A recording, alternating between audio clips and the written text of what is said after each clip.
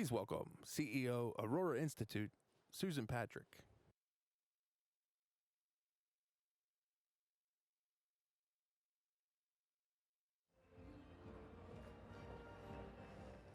Woo! Good morning. Thanks for joining the Aurora Institute Symposium this morning. We're excited to get started for a great day. This morning we have Derek Wenmoth joining us from Wellington, New Zealand. When I first met Derek, I saw him presenting on the future of work and the future of education at the Ministry of Education in New Zealand.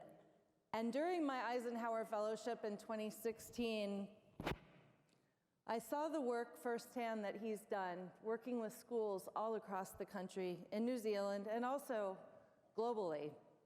I saw him and I heard stories from teachers on how he would roll up his sleeves, the work that he did on modernizing professional learning, the work that he did in helping lift up big picture ideas, and also get into the heart, the very core of the instructional changes that were happening with students, with teachers, with families, in classrooms and in communities.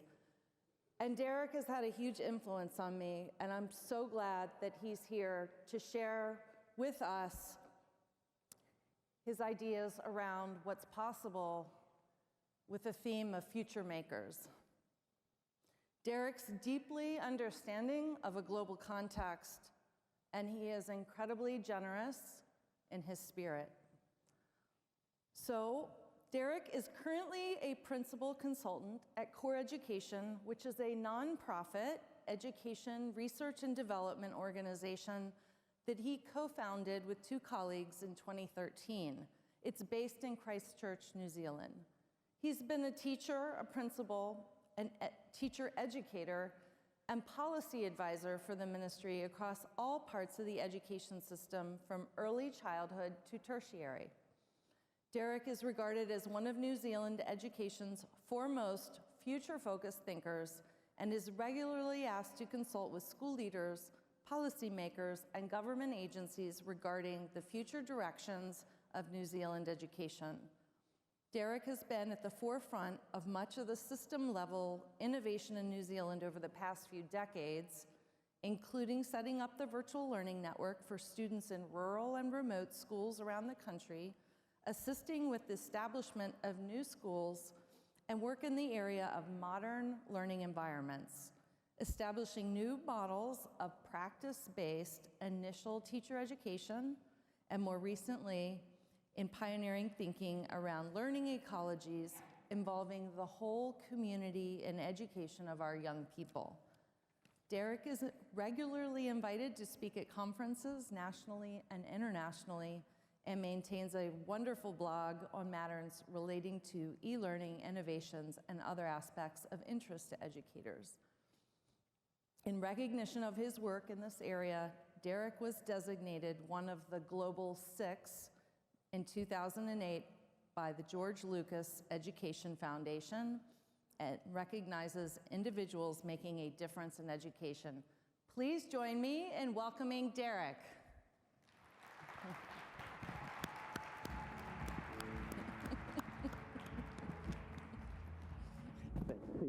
Very generous. Tēnā koutou, tēnā koutou, tēnā koutou katoa. Ngā mihi nui ki a koutou. Ko ka tihi o kahukura te maunga, ko o Pauaho te awa. Could put that on so you can see that. Ko no Aotearoa Aohau, ko Derek Wenmoth toko ingoa. Ko Wenmoth toko whanau. Ko Morris toko papa, ko Ray toko mama, ko Jane toko ho rangatira over there. Ko Derek Wenmoth toko ingoa, tēnā koutou, tēnā koutou, tēnā koutou katoa. I greet you in the language of the Māori people from New Zealand, which, if you visited New Zealand, would be a very common occurrence. And you'll see why I've done that as I share through our presentation.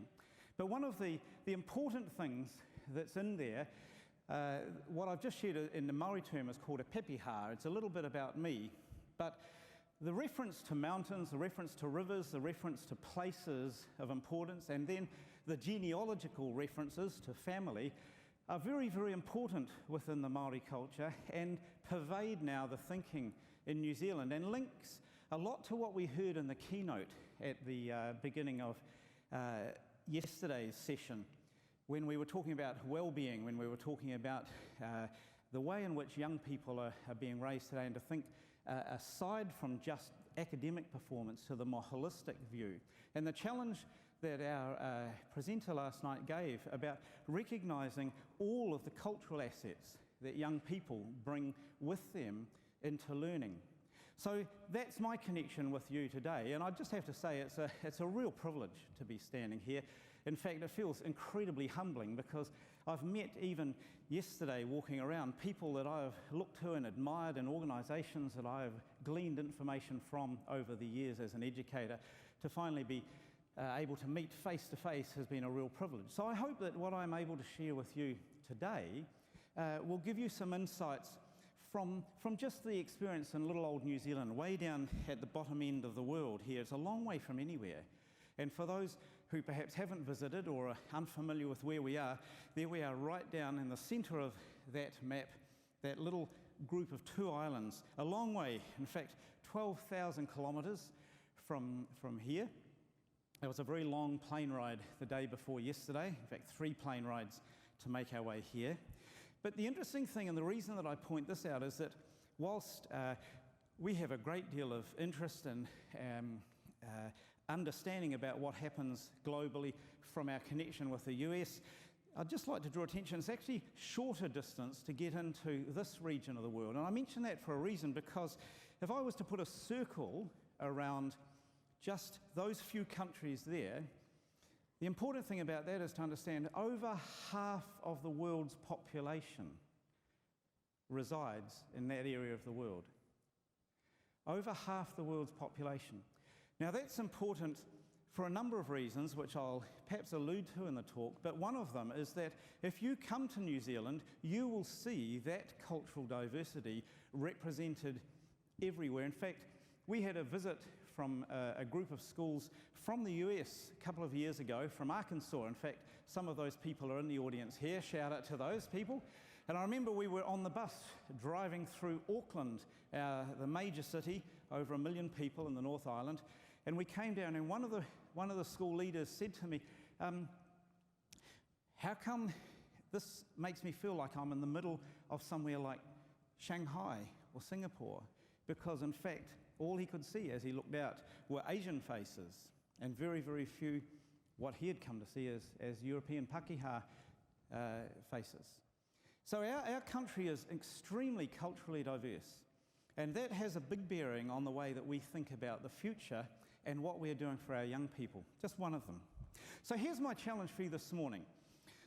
When you think about the future, what is it that comes to your mind? What is it that sort of springs first to mind? I was talking with Susan just at the table here about an announcement that came out just this week about quantum computing, which up until now has been very theoretical, only just talked about, but Susan was sharing with me an article, a breakthrough has been made, and it would seem that now what has been theory is now reality. That what took years and years and years and finally got down into just weeks of computing power can now be done in just a matter of seconds. We don't know what that's going to mean for us as a species on this planet, for the way that we live, for the way that we transact work. But that's certainly one of the sorts of things that we think about when we think of the future. But there are a myriad of other things that we think about. And the question that we have to think about when we are considering what that future might be like as educators is, what do we have to do in our schools to prepare our young people for that future? And more so, what is it about our schools and our system that may need to be changed to allow that to happen? And I see in the program for this symposium that seems to be the regularly referenced theme in many of the workshops. But I'll tell you, here's what I think about when I think about the future. These are my grandchildren, right?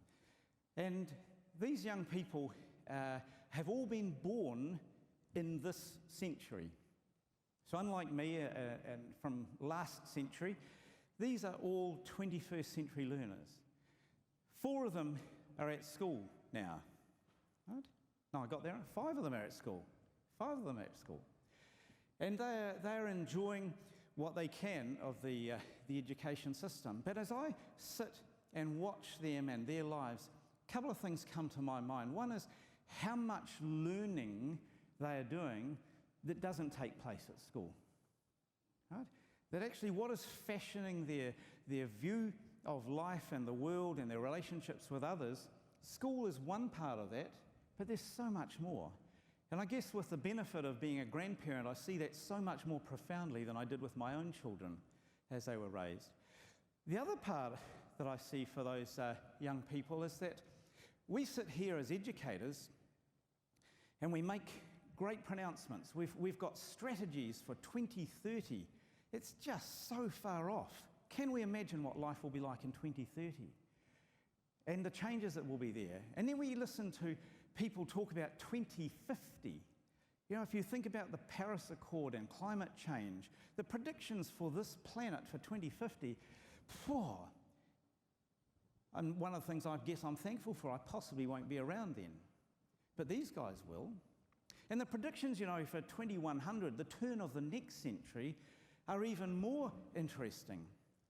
And that's the challenge for us, because for many of you in this room, like me looking at my grandchildren, the students in your rooms, your classrooms now, and in your schools, there's a very high likelihood, a high chance, that most of them will still be alive at the turn of the next century.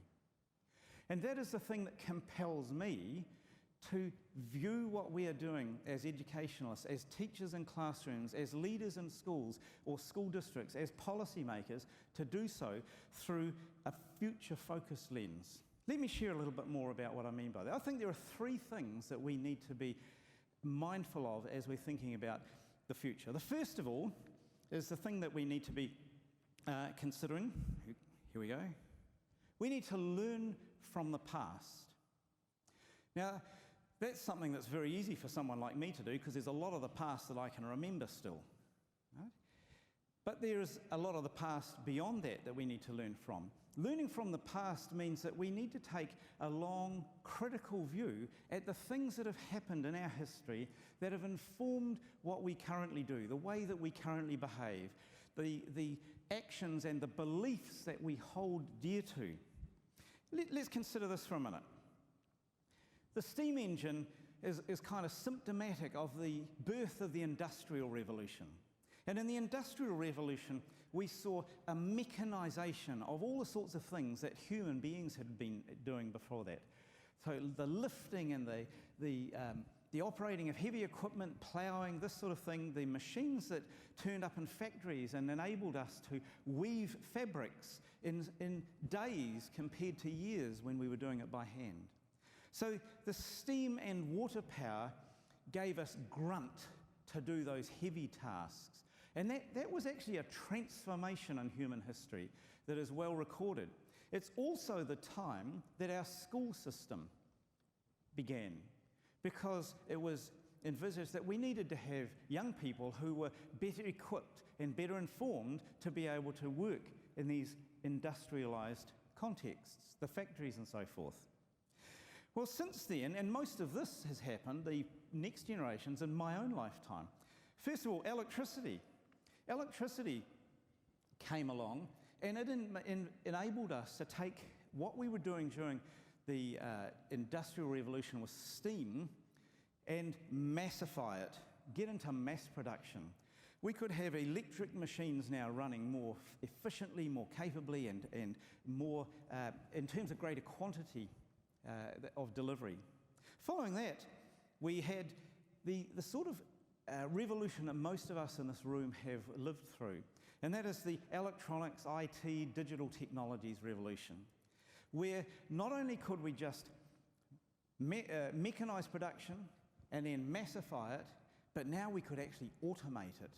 Somewhere in the system, there was a brain that could do a lot of the thinking for us.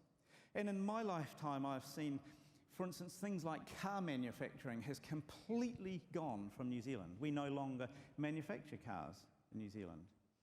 And we could go down the list and look at a whole lot of things that have been impacted by that.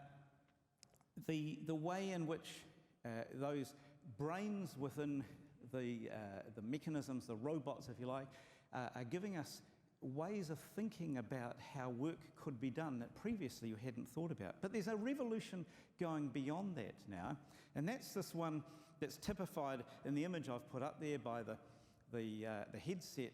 Takes us into the whole area of AR, VR at least, and artificial intelligence. And it's something that I've been reading and working a lot with people about at the moment. A colleague of mine from New Zealand that's sitting with me, we've been doing some work for the Ministry of Education recently and considering all of this thinking that's been doing. What happens if AI was applied to some of this? What happens if AI was introduced as a mechanism for enabling some of this decision making to be taken away from those who currently do that? Now, these get you into some sort of freaky areas, because once we start thinking like this, we've increased the velocity, the scope, and the whole system's impact. The thing is that we talk about the competencies, or as we have been at this conference, a lot of talk about competency-based education, CBE. If we think back, we've always had the C's. You know, we talk about the C's, the 4 C's, 6 C's, whatever number that you like to ascribe to it at the moment. Those C's have always been around, except they've been different C's. For instance, way back, those C's were these. At the start of our school system, we didn't want highly innovative people who would think outside the square and do things differently when it came to working with heavy machinery and in the factories. We wanted people who were compliant, who would conform to the way things were done, and where there was a great deal of certainty in the outcome of what they did. Right? And so this is foundational to our school system thinking. It's foundational to why we have things called classrooms and age group differentiation for students, and taking all of human knowledge and breaking it down into things called subjects, which we taxonomize and then deliver incrementally according to ways in which we think students can pick that up. And we have year-on-year graduation ceremonies that take people and batch them through. All of these behaviours, all of these structures reflect and represent the thinking of the time as that first industrial revolution came in. And many of those things have never been challenged since. They stay there as the foundational part of the way we think. We've just gone through a huge kind of revolution in New Zealand recently with our teacher unions who went on strike for better salary and better conditions. And it was really interesting for me to listen to the discourse throughout that whole operation, because a lot of the baseline positioning was still anchored back in this sort of thinking. The C's, of course, have changed.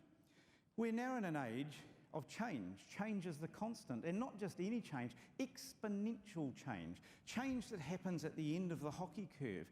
Change which is very, very difficult to predict or understand and cope with in our human condition. Complexity is the other C that I'd put up there, because the things are now so much more complex than they ever were. And when people get up to you and say, I've got the answer, you just, first reaction is go, whoa, hang on a minute. Is it the answer or not? I love the way that yesterday Susan and other speakers reinforced the fact that there is no one way of achieving this transformation we're looking for in education. Each of us in this room will have a story that's unique to our own context, unique to the people that we're dealing with, and unique to the ways in which we've found solutions to that complexity in our situation. So when we come to a conference like this, and we listen to the stories from other people, our mindset needs to be one of growth in saying, what can we embrace from the understanding of how these people made that decision to do the things they are, not what can I take from you and copy and replicate in the situation that I'm in. And the last C there is a bit of a cheat, but it's uncertainty. There is no longer that level of certainty. It's a great deal of uncertainty exists. Now, in terms of the human condition, that causes a huge amount of anxiety for some. And I'd suggest there are 3 responses that you will see in yourself, as you critically reflect, in others in your staff room. Because when it comes to the future, some people respond to that by leaning in. They say, tell me more about that. I want to know more. I want to read that. This seems intriguing. How might I do more about it? There's another group who will just lean out and they'll say, interesting, but I want to see what they do first. I want to see their evidence that it's producing outcomes. Yeah, I can see it's happening, but give me time because it'll break and then the next thing will happen. And then there's a third group. They just run like hell. It's just too much for them. And so my challenge to you at this point of the presentation is just ask, which one are you? Do you lean in? Do you lean out? Or are you running when you hear some of these things? Because if I put up this image here, this was from a French company, Villemard, commissioned a series of brightly coloured prints to predict what life might be like in the year 2000. Some of you may have seen this. And so it's an illustration of what was thought to be the process of education. The pictures moved away from the organ grinder on the side, feeding textbooks into a machine, the young guy crunching these up, and somehow the knowledge from in them is going up the wires and then down through into the brains of people here. The thing about it is, this suggests to me every time I look at this, that we revisit and learn from the past those things that have informed our practice. What are the theories about learning that we embrace? Yesterday we had some really interesting and really compelling kind of challenge around the learning sciences and how we need to revisit what we understand about the learning sciences, both from an historic point of view, but also in terms of our contemporary experience in that area. Then we have to think about, I've put up here the brain, but really it's about, what is it that we know and learn and understand about how people embrace and absorb information and absorb knowledge and create new knowledge and so forth. In our company, we spend a lot of time talking about universal design for learning and that appreciation of the fact that people, we aren't everyone one size fits all. That's what I'm trying to think. Right? We are diverse in our own way of being. We're diverse in our own ways of thinking. And so we need to be catered for in that way. So then we need to think about the science of learning, how that evolves.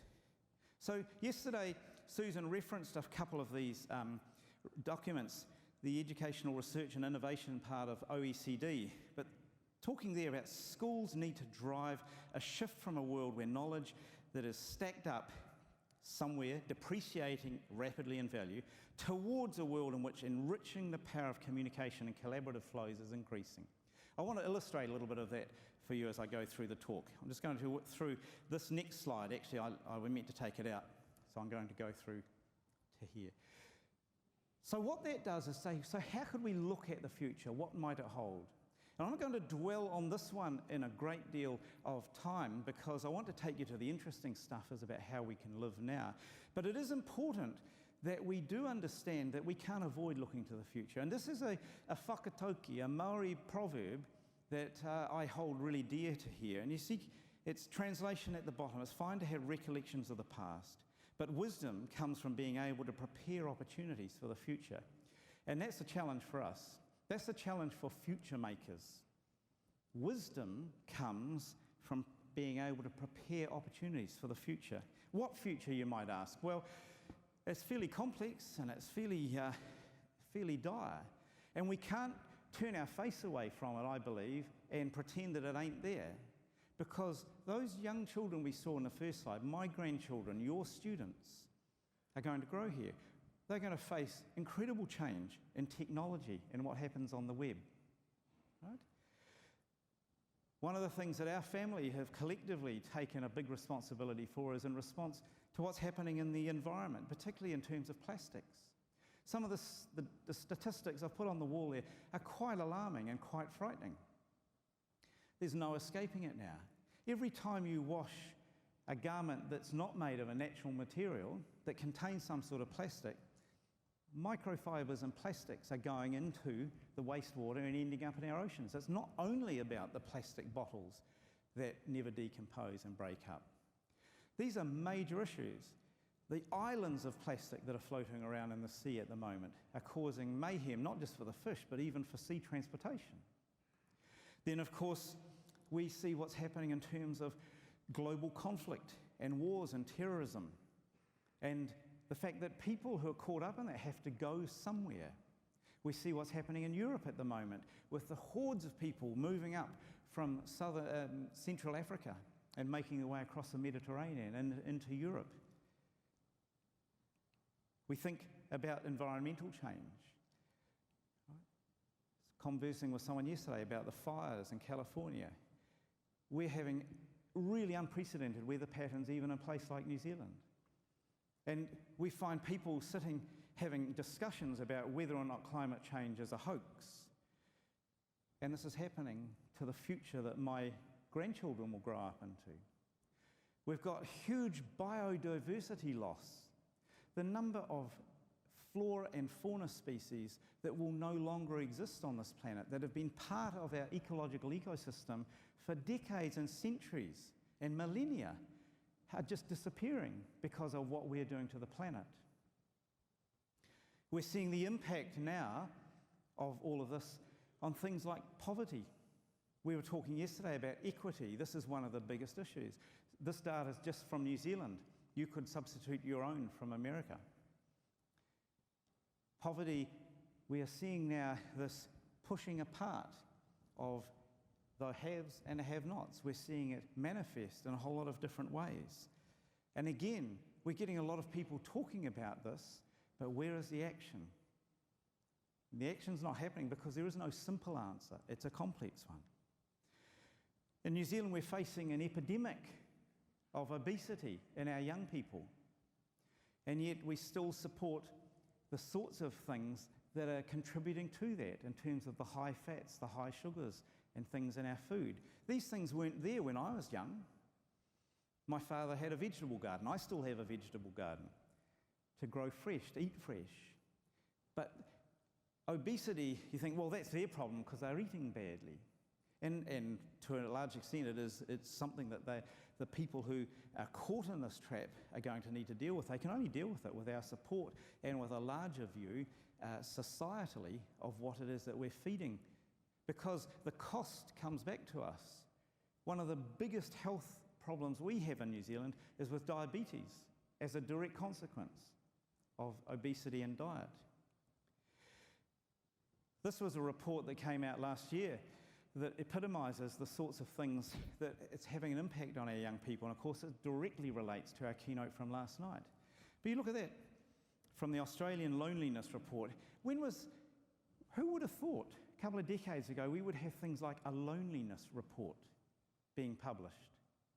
And yet in New Zealand, I was talking with a couple of my colleagues as we were starting to think about some policy decisions that need to be made about the fact that globally, the statistics that they're celebrating about smoking is going down. There are fewer people smoking in the world. Globally, the statistics around binge drinking are going down, and alcohol consumption. Globally, the statistics about promiscuity are going down. And so our policymakers are going, woohoo, this just shows you our advertising campaigns are having some impact. And we can celebrate that as long as we understand what lies behind the data. Right? But the data that's much more concerning is that at the time we can think that those things are pushing in the right direction, and the other side of things, we've got data showing us that in New Zealand at least, our youth suicide rates are going out of control. The rates of depression are going out of control. The rates of bullying are going out of control. So we've got this world that's confused, and where we are being given all sorts of messages, and it's our problem. Because in this time of the Anthropocene, we are seeing the direct result, the direct cause of, or direct results at least, caused by our own action. So for the scientists in the room, We've been in, for the last couple of 10,000 years or so, the Pliocene, the idea of the world's climate supporting life and supporting all the things that we've come to enjoy. But it looks like now we've come to a point where most of the world's scientists are agreeing that we're actually entering the next age, this Anthropocene, where human activity, for the first time that we've ever been able to see it, human activity is what is having the biggest impact on our planet that we live on. So that brings me now to finish off with some examples of things that we could be doing, where we say, what could we do? And as Albert Einstein, or at least we're not sure if he actually said this, it's been attributed to him, so I've left it up there. But many people have made something similar, saying, we can't solve these problems with the same level of thinking we had when we created them. So this is where we need to live in the present. And I've chosen a little graphic to illustrate this. This is a photograph I took in Christchurch on the 15th of March this year, not far from where the Christchurch Office of Core Education is. In fact, you can see it out our window as the Cathedral Square, the centre of the city. And young people from all over the city were gathered there to say, we've had enough. We want to rise up and have our voice heard in terms of some of the things that are concerning us about our future. And in particular, they were concerned about global climate change. And you can see some of the posters and things that they had there. Two things happened that day for me. The first was standing in the midst of these young people and feeling immensely proud at the voice that they were having and the expression that they were given to the things that concerned them, and the support that was coming from our council leaders and from others in the community. The second thing that happened, and I haven't got an image to show you, but after the speakers had spoken, and I thought this is coming to a bit of a climax here and it's looking good, the place was overrun with police who stormed through, yelling at people at the top of their voice to scatter, to flee, to get out of the place. Huge confusion. No one could understand what was happening. I sat and thought, boy, this is a bit over the top for this sort of demonstration. How on earth could this happen?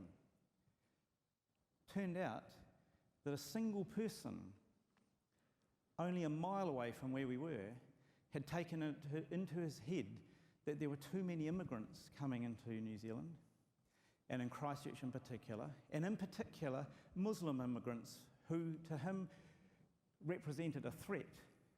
And so he took it upon himself to load up the back of his station wagon with a whole lot of guns and go into a mosque and kill more than 50 of them, then drive to another mosque and begin killing people there before he was finally apprehended. Now, I know in America, because I read the details, that happens every day here. But it doesn't happen every day in New Zealand. That was like a once-in-a-lifetime event. And the juxtaposition of this peaceful protest and the voice of young people with this absolute chaos from the actions of one person changed the lives of an entire city and, in fact, a whole nation forever. I like this thing from Malcolm X. Education, then, is the passport to the future, for tomorrow belongs to those who prepare for it today.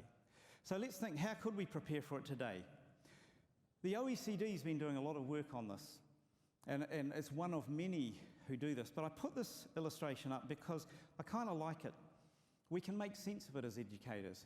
So on the left-hand side, you've got that knowledge, skills, attitudes, and values. And we talk a lot about this. There are different ways of representing it and different frameworks that have come out. But we understand that. We've done it for years. We've compartmentalized human knowledge into subjects, and we teach it and we examine it. We teach students skills in subjects like phys ed and art, and we make sure they've got the skills they need. The attitudes and value, we do a bit of that, but it's hard to make a test up for that at the end of the year, isn't it? Right? But we just hope that if we sort of do things right, they'll come out being nice and good young people. But those are the things in the OECD diagram that weave together to create the idea of what a competency might be. But I'm finding, with my future-focused hat on, in a lot of the discussion, even in New Zealand, where we've had a competency-based curriculum now for more than a decade, there's still this idea to see competencies being taught as things. And we think, right, let's take problem solving as a competency. We will teach the art of problem solving. We will teach a framework for problem solving. Then we'll give you a test at the end, and you will have problem solving reported on. Right? Self-management is one of the competencies in our curriculum. There are still teachers and schools who take self-management and they have regular routines and structures and processes for observing, are the students taking their shoes off before they come into class? Are they putting their books down in the right place at the right time? Do they have their pencil sharpened before the start? Those are all indicators of self-management. Tick, tick, tick, they have self-management.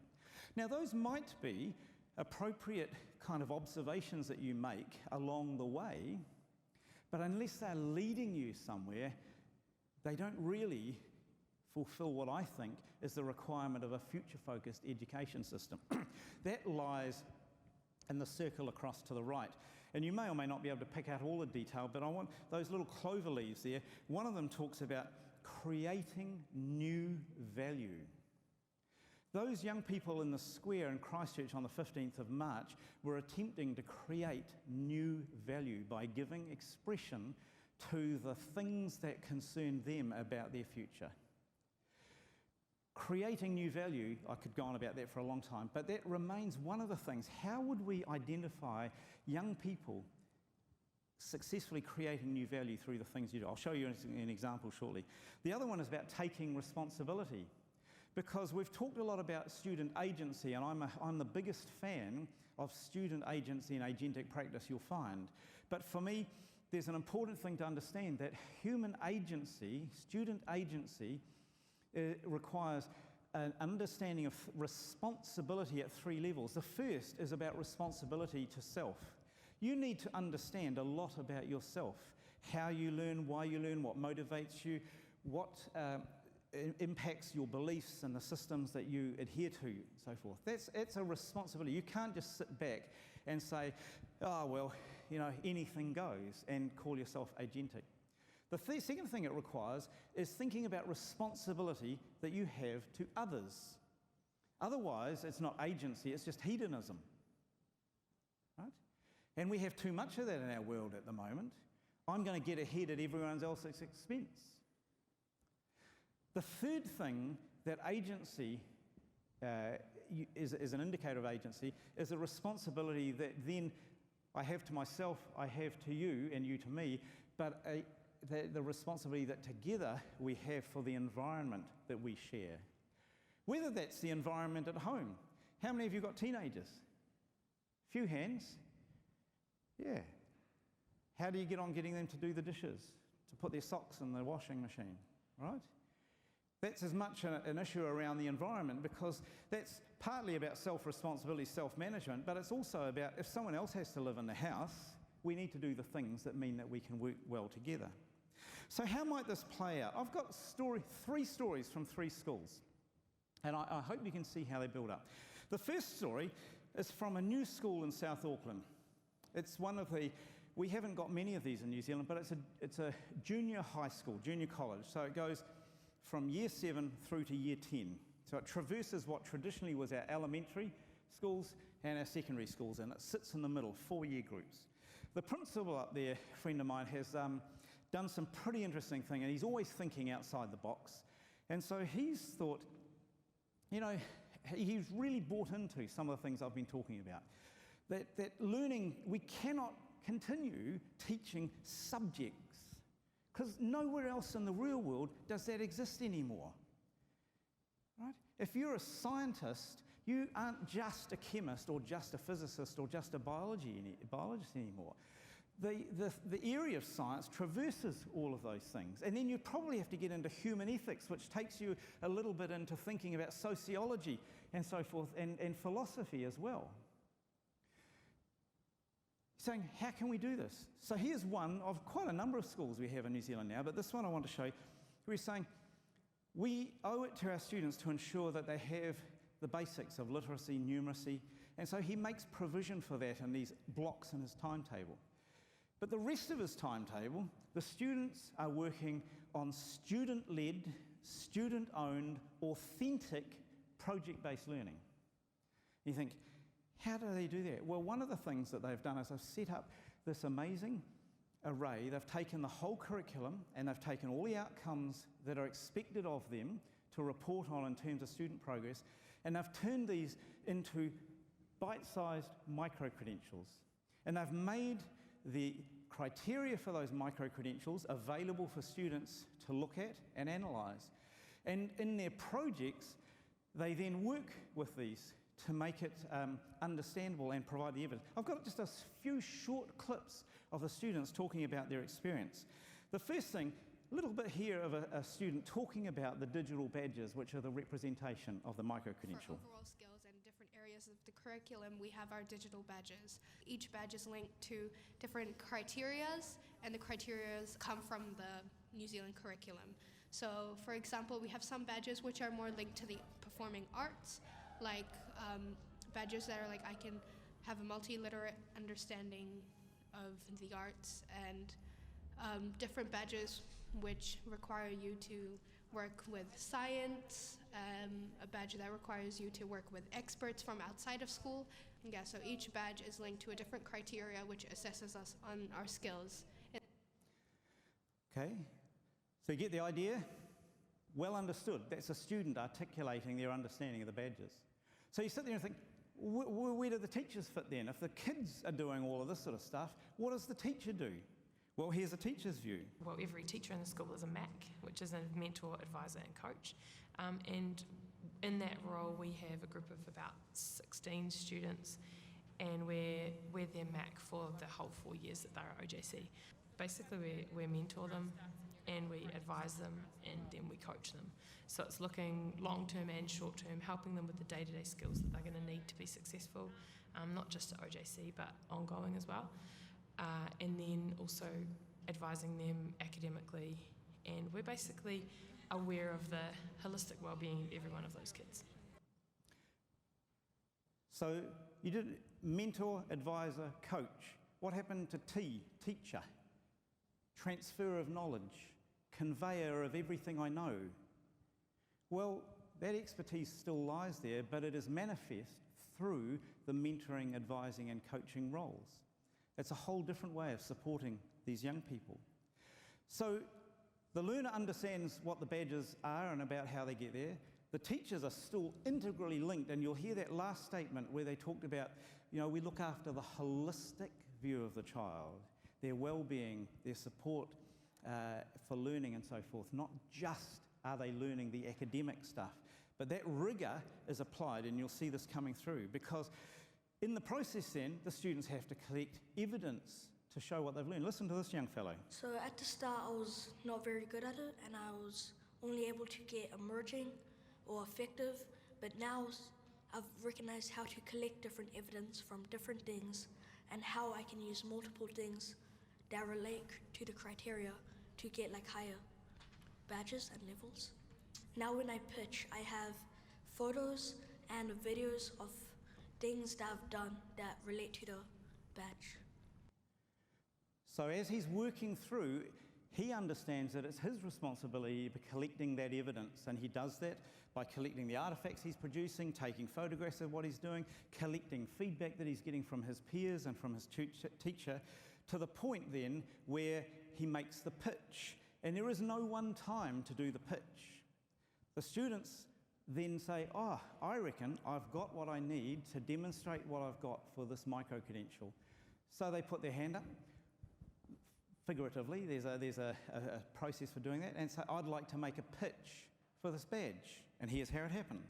So when you pitch, your teacher might say, you're just starting off and you can get an emerging badge. And then next term, when you've done some more learning, you want to come back to that badge and say, since then I've learned this, this, and this, and this is why I should get the highest level.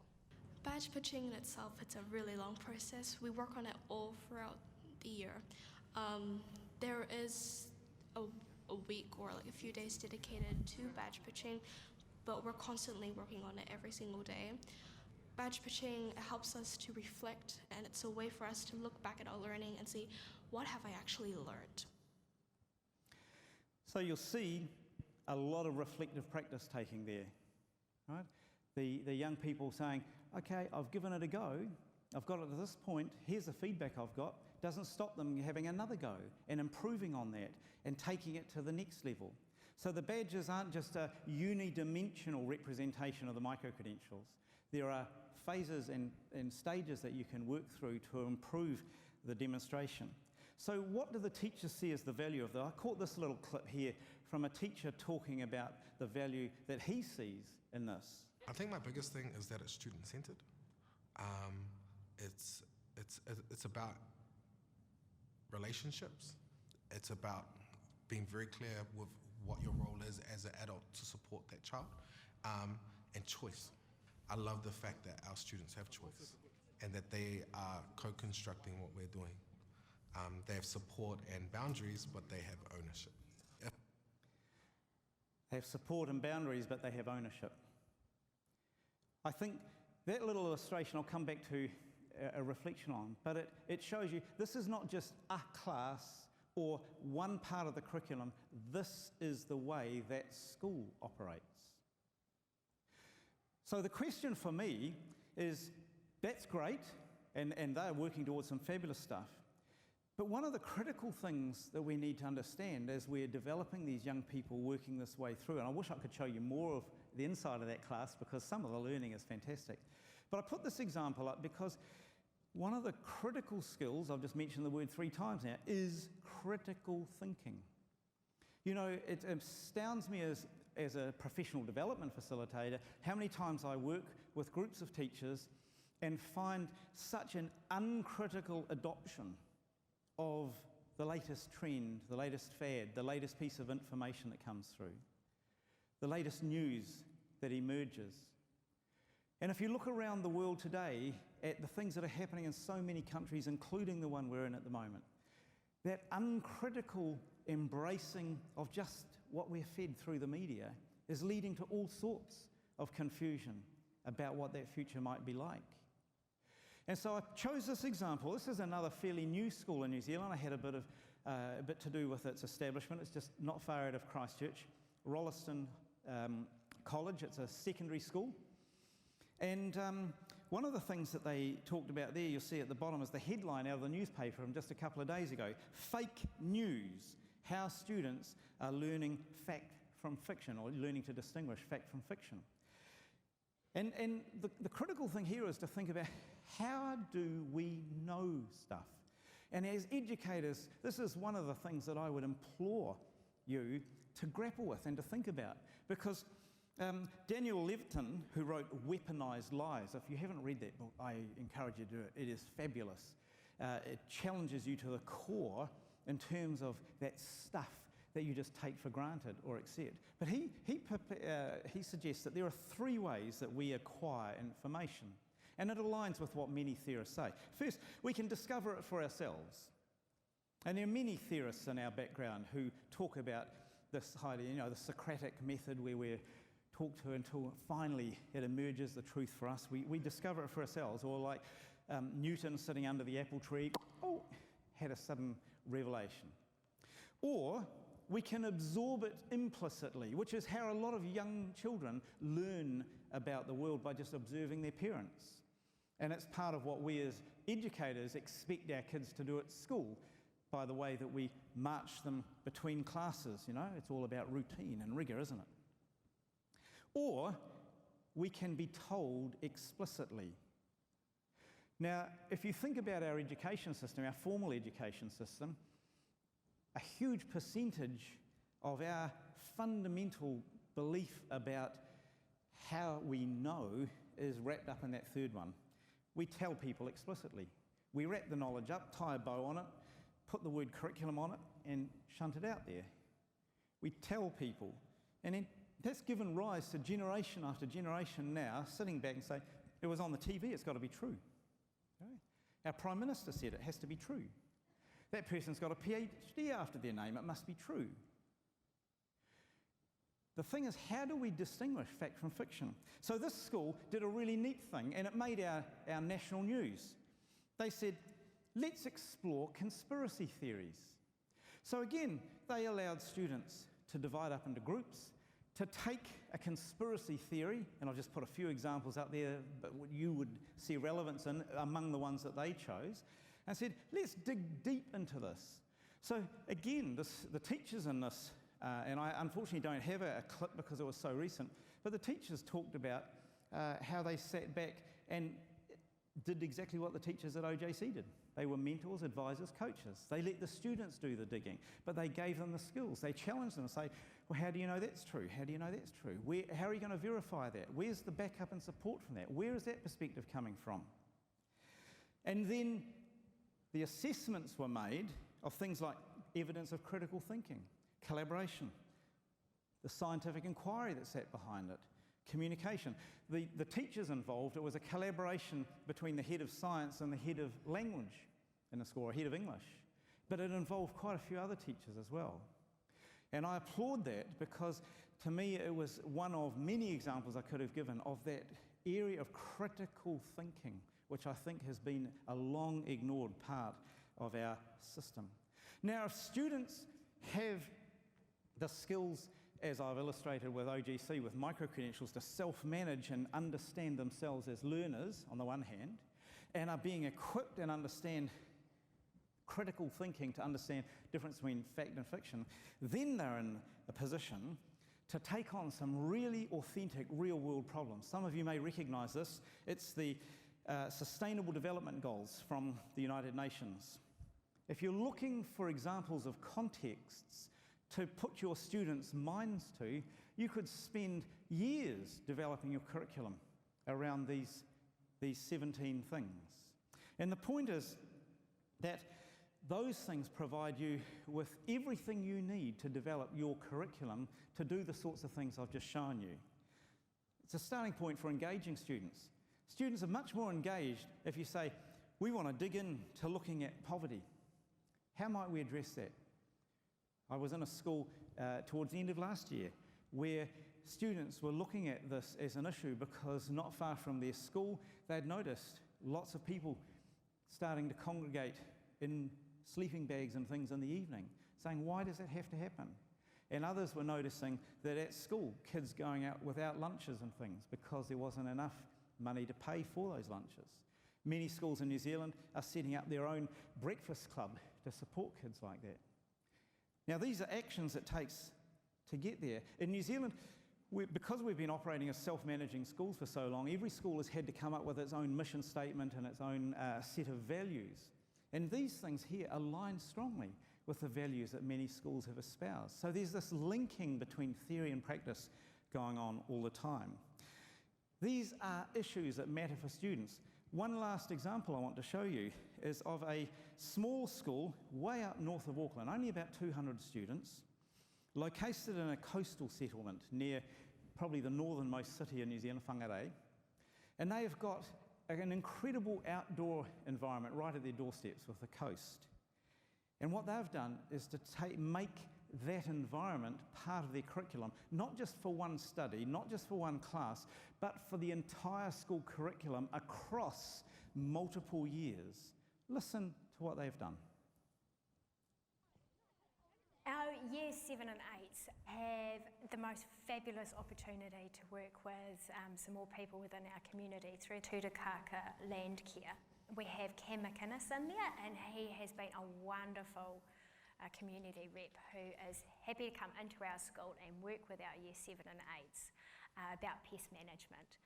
In the morning they go out there, get their trapping equipment, they head up into our school green space, which is the bush around our school, and they have about 10 traps set up there. So it is their job to go up, check the traps, maintain the traps, if there's any catch in them, to know what they've been caught on, if they're not successful, maybe some reasons as to why, and they bring that data back and they enter it into Trap NZ, which is a site Tutukaka Land Care use. I love the base that these kids get in kaitiakitanga and science. I think it sets them up incredibly well to understand where they come from. We live in an amazing place out here. We're blessed with so many different habitat types that these kids get to look at. They explore the estuary, the sand spit, the bush, year 7 and 8s, they start looking at the ocean. You can see there then how many of the Sustainable Development Goals you could see being addressed. There's the life on land, the sustainable communities, clean water and sanitation could all be seen to be addressed through that school's broader curriculum. That particular example, they were looking at pest management to ensure that the biodiversity in that local area is maintained and the health of creatures continues. And it's an example of a localised curriculum that's very special and meaningful to them, so that they're acting local but thinking global. So we come back then. What would be the key takeaways that I'd like to leave you with? Well, I've got a little list. The first one is we must not put aside the rigour that we have around the important core competencies, literacy, numeracy, the things that we do. I take them as foundational. But we have to shift our thinking that sees those being used in the context of developing capabilities. The capabilities is a term that's kind of almost superseding competencies now, but you can make your choice. But we've got to see a move along that continuum that I illustrated with the OECD project. How do you put those first in your curriculum planning? We've got to celebrate cultural diversity. We've got to understand that there are many people inhabiting this planet. When my parents were at high school, there were just over 2 billion people on the planet. When I was at high school, I remember clicking over just over 3.5 billion people on the planet. There are currently 7.5 billion people on the planet. When my grandchildren are at high school, as predicted, there will be 9 billion people on the planet. That's a shift from 2 billion to 9 billion people, a growth of 7 billion people, extra people on the planet. All of those people need to eat something. They need to bathe. They need to ablute and go toilet. They need to do all of these sorts of things on the same planet that we occupy. And so celebrating the cultural diversity becomes a part of that, because what we see around the world is a whole lot of fences going up in some places, saying, that's their problem, leave it to them. It's our problem, it's a global problem. We have to think about where the emphasis in our subject teaching, our curriculum is around building for understanding and critical engagement, not simply memorization for the test. And I might sound a bit harsh there, but I tell you what, having watched my own kids go through schooling and now watch my grandkids going through schooling, I can get pretty passionate and fired up about this. That despite the rhetoric, that remains the prevailing focus in so much of what we do in our formal school settings. We have to give our kids the chance to have their voice, and that doesn't happen magically or easily. There's a lot to understand. We need to engage with each other to understand that. But I'll leave you with one message here. One of the things that I do whenever I'm working with schools around learner agency, and I do this regularly, is to say this: you cannot expect to see your learners develop agency and agentic practice unless teachers have agency. Dwell on that and think about that in your school context. If you're an educator, do you have agency in the way that you work and operate? If you're a leader, are you giving your staff the ability to work in that way? We've got to embrace risk and failure. There's too much, hurry up, we've got to do this, we've got to cover this, it'll be in the test. And we don't give people a chance to try and try again, like I illustrated with the micro-credentialing. There's no such thing as a mistake unless it's something we don't learn from. We've got to emphasise character and citizenship. We've got to embrace, as we were talking about yesterday, a broader sense of understanding what success is like. We've got to localise the curriculum and understand that we, at our doorstep, have a community who could be involved with us in helping to educate. And we've got to think about those sustainable development goals as a catalyst, perhaps, for developing an engagement in social good projects. In other words, as educators, we can be future makers because the investment we are making in the lives of the young people in our schools every day is important. So I want to leave you with one last slide. In the 1980s in New Zealand, there was an awfully big uprising and an understanding that indeed the Māori people in New Zealand had been disenfranchised in many ways, particularly by a lot of the land that had been taken from them during the early settlements. And there was a lot of argument and debate going on. Way up in the very far top part of the country, in a place called Pangaru, there was an older Māori woman who said, enough's enough. We're going to change this. And so she started to walk from her home way in the far north, and she said, I'm going to walk to Parliament, and I'm going to bring a message to our politicians that it's time that we did something about redressing these wrongs of the past. And along the way, thousands and thousands and thousands of people joined her on that march, known as a hikoi in the Maori language, and they made their way to Parliament. And that was the start, really, of a huge transformation that has happened in our nation to get there. And here is something that she said.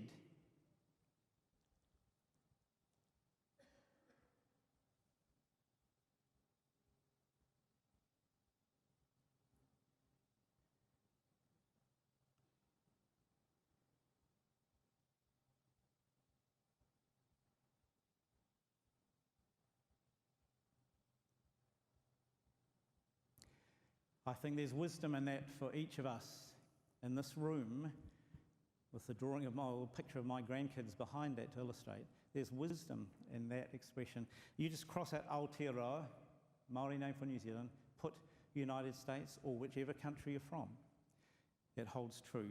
Now, thank you very much for listening to me and for having the opportunity to speak.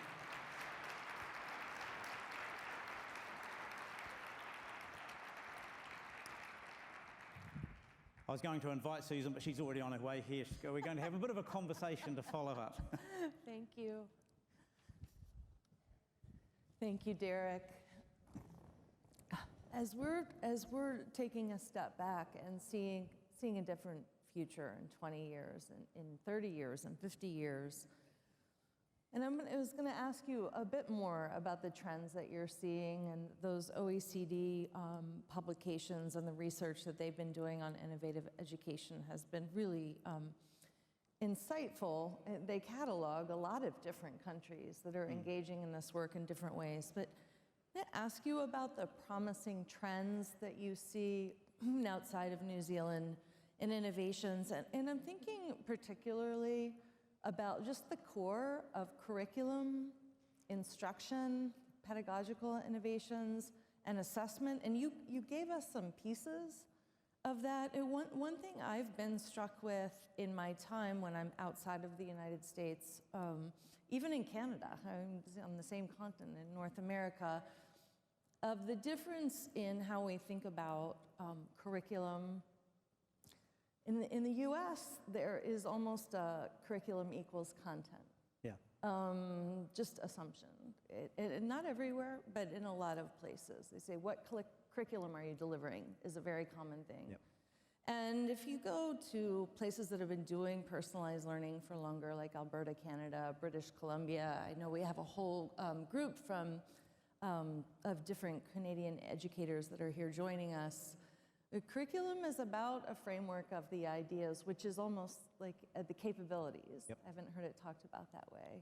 What do you know and what can do? So can you touch on that in terms of the trends, but specifically around each of those three, curriculum, instruction, and assessment?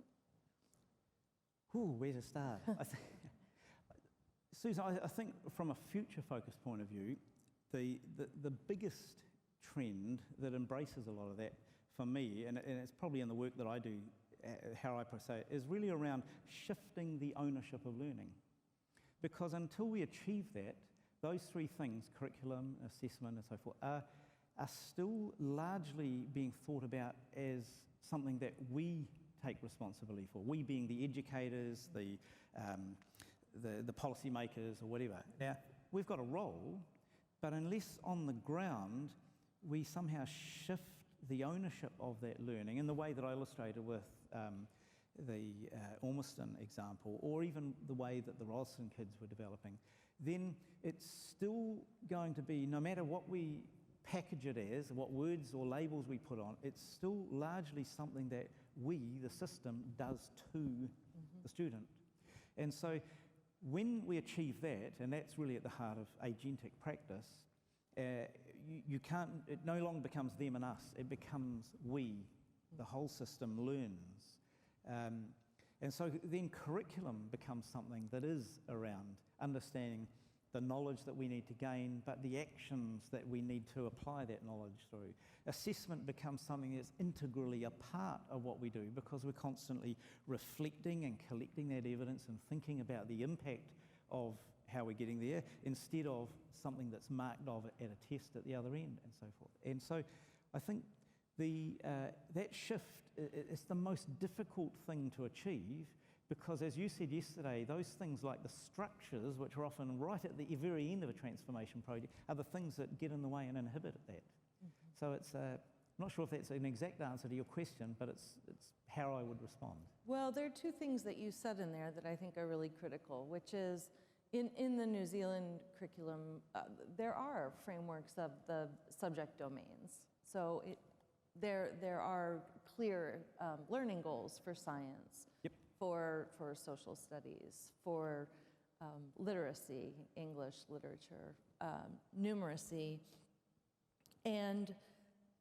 but broader than that, and around that are those cross-cutting competencies. And so it's really important, as we know that we build knowledge on prior knowledge, or knowledge hinges on prior knowledge, but the difference is not just this, I have it, I'm giving it to you, but that knowledge is being built. There are still these frameworks that offer the subject domains, but they're more, you just see this interdisciplinary approach. And I would say one thing that I'm struck with when I'm traveling around visiting innovative schools all over the world is rarely do you see individual subjects caught in isolation anymore. And the second piece was around the evidence that you said. It is around assessment as evidence of students producing evidence, and then having a way, and you did see some technology-enabled collection of that evidence and sharing of that evidence. That's the role when the technology becomes in pursuit of the humanistic goals in our system. I think, just picking up on your thing about the New Zealand curriculum that might be illustrative there, I think if we take a subject like science, one way of thinking about that as a science teacher is that I want to make sure that you come out of my class understanding about the particle nature of matter, or about the structure of life forms and the biology of plants and things.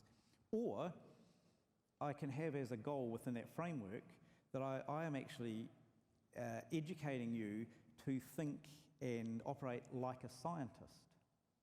Right? And those two things, and then as the context, we may be looking at how molecules interact and what happens when state of matter changes, or we might be looking at some biological context. But what I'm really interested in is, yep, you will build that scaffolded knowledge about photosynthesis or whatever along the way, but what I'm really interested in is, are you thinking and operating like a scientist? Because that will be the transferable skill or competency. Yeah, just one more point on that. I was in a fifth grade, or level 5, fifth grade, essentially class, and they had just discovered a new microorganism in the creek behind their elementary school, and they had these professional microbiologists come in, and it was just so moving to see how all of the brilliance of our young people, having that come out and just seeing that in one particular school visit on one day. So how did this change happen? I know the New Zealand curriculum got put into place in 2007. There was a focus on personalized learning. That was a big shift to go from what were essentially traditional ways of teaching and learning with the one subject and the one teacher and the one class for the one day, to this new way. And New Zealanders are recognized on a global scale for this ability to problem solve. The term, is it number 8 wire? Yeah. Number 8 wire, number 9 wire. as a mindset for being able to figure things out and make things, so, like, what is this? And how do you see that playing into, how do you make this shift? It's a couple of points, I think. It's interesting to understand that in a New Zealand context, right up until that change to the New Zealand curriculum that you mentioned, we didn't have a curriculum in New Zealand. We simply had a stack of syllabi, or syllabuses, I think we're allowed to call them now. So they were highly defined. In this year, you will teach this. This was how you will operate. And so it was a really massive transformation in the education system to embrace a curriculum that had none of that in it, but was a framework that helped us scaffold our thinking. And their very original version of that differentiated between essential skills at the front, half of the curriculum, and essential knowledge. And then the 2007 one emerged where it looked at competencies and competency-based education. But still, teachers were looking for, what are the things I have to teach? Where's the syllabus within that? And we still have some of that today, but pretty exciting. I think in the other part of your question, though, is what's happened in New Zealand. I think the size of country we are, and the amount of social mobility that occurs has given rise to a lot of this. We are a country that are known as that number 8 wire mentality.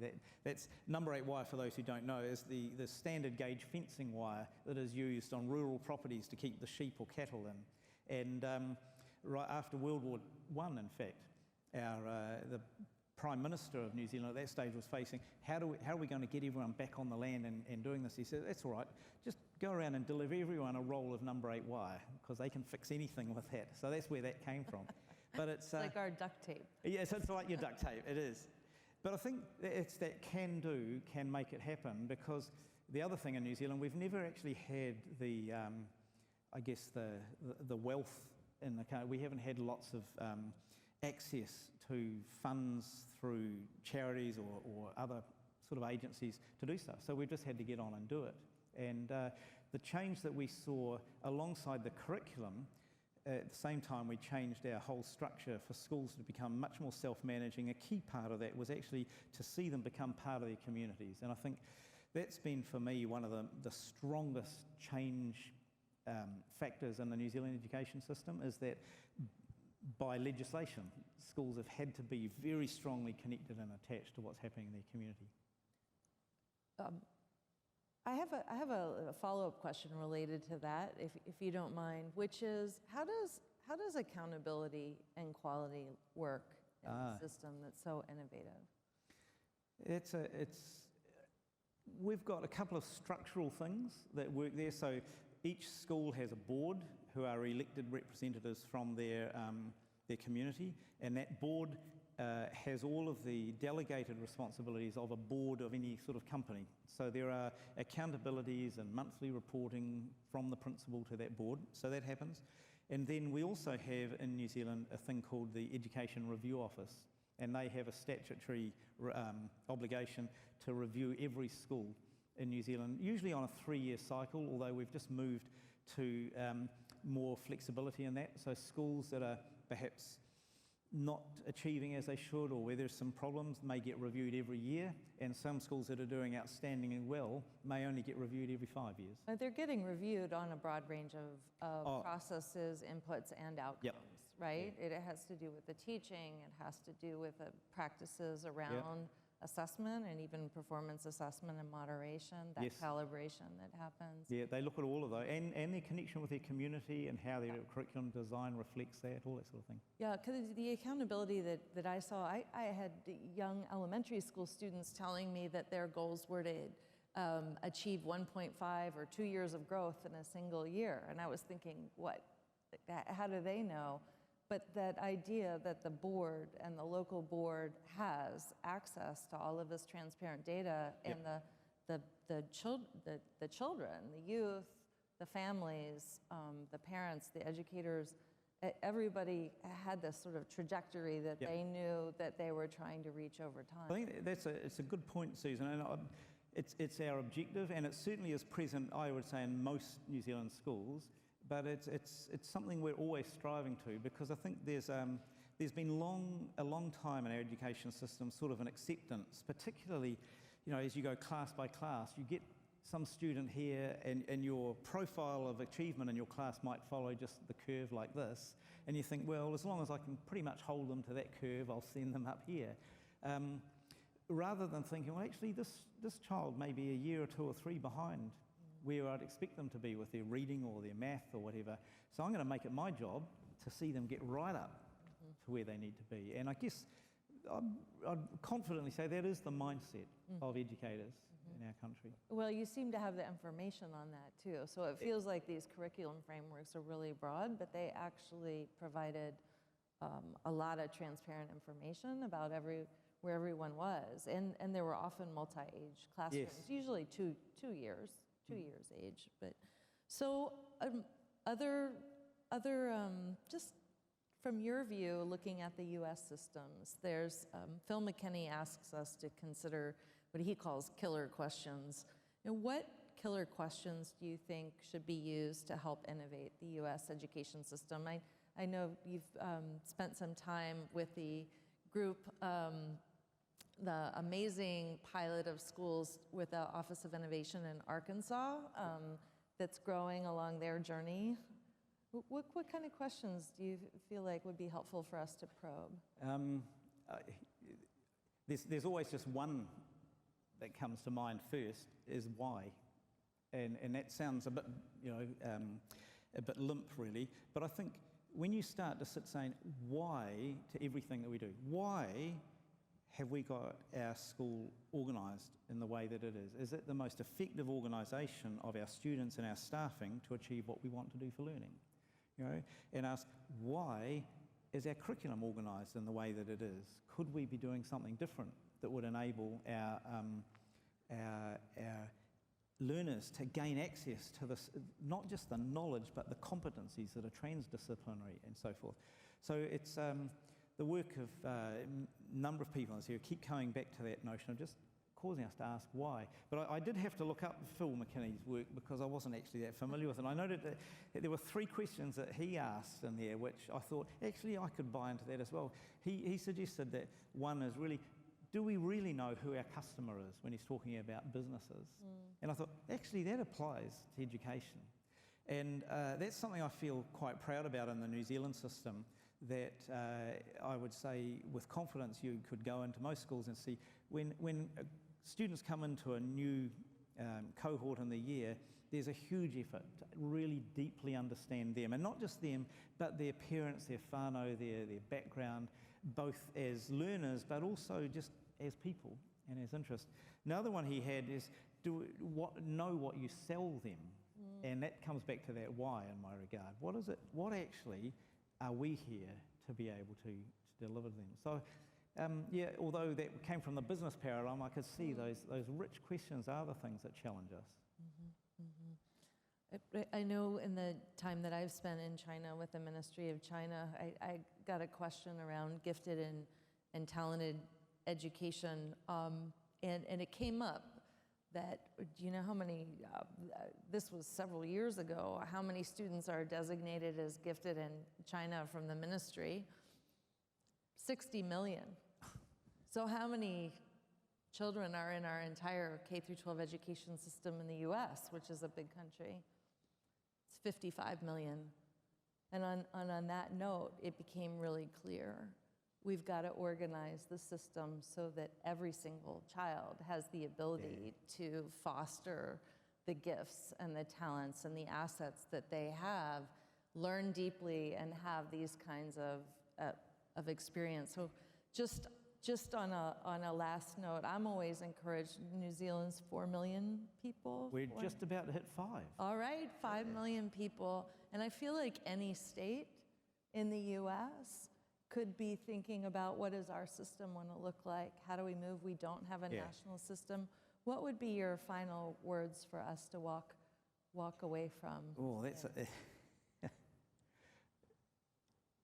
look, I think connectedness is one of the big words that will take us into the future. And I think one of the things that we've struggled with in New Zealand, and I think I see it here in America as well, but certainly in New Zealand, when we became self-managing autonomous schools, we actually saw an unintended consequence of a high level of competitiveness come into the system. Schools competing with one another for the best teachers and for the best students. And I think that's one aspect of what we've done that's been highly counterproductive, because if we are going to be successful and thrive in the future world, we have to understand that our future really relies on us being connected with one another. And I was having some great conversations in the session outside last night with some people from different parts of the United States, and we were sharing about how, you know, it's difficult to travel, it's difficult to go and see some of these things, and it sure is, but actually in today's world, nothing stops you building that connectedness and having those relationships virtually. And I mean, New Zealand, 12,000 miles away from anywhere, and I guess that's made us a bit adventurous in spirit to go and find out what it is. And that would be my encouragement, is to, you've got the world at your doorstep here and the opportunity to learn so much from each other. That would be a start point. Thank you. That's a beautiful note to end on.